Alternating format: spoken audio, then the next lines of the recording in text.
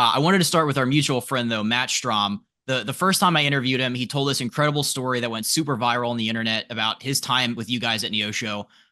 First, how proud of him are you seeing him go from that skinny kid who I think you had 23rd out of 24 pitchers to an MLB All Star? It's an amazing story, but to Matt's credit, that dude works harder than most anybody and he always has, and he always responds to whether it's criticism or praise.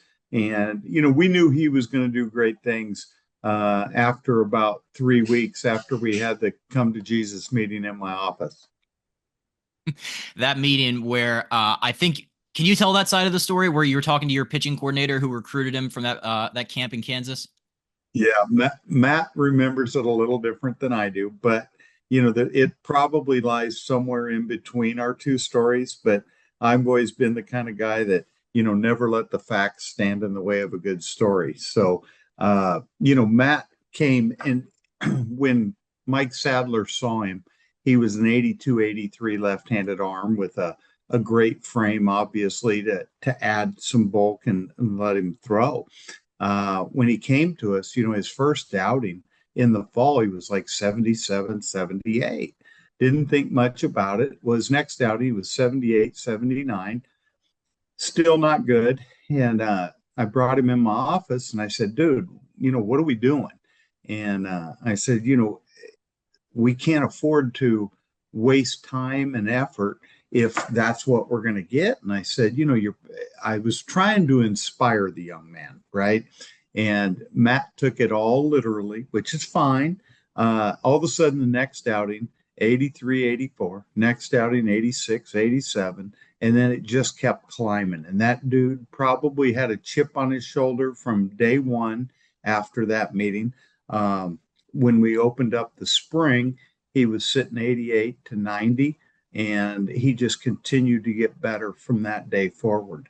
And, again, that's a huge testament to Matt and his work ethic because you're not going to outwork that kid. Have you ever seen as dramatic of an increase in velocity in somebody as with Matt? Because it sounds like he added 10 miles per hour in such a very short amount of time. And he really did. But, it's funny because you get these three sport athletes that are probably too skinny when they come in, and when they start to put all their efforts towards baseball instead of adding football and basketball in, kids get a ton better. Now 10 miles an hour, that's pretty drastic for most kids, but you're going to see 5 and 6 in the majority of them, but most of those kids aren't left-handed either. So, he did a wonderful job and we're super proud of the kid. It was such a great story. He said that like winter break, he went home and he was just throwing baseballs against a brick wall because he didn't have a catch partner. So when he came back that next spring, was it like very immediate, very evident that this was a completely different version of him? It really did, but we had already known it was going to be a different version because in November and December we have our conditioning and our weights also, and you could just watch him, and his work ethic was incredible.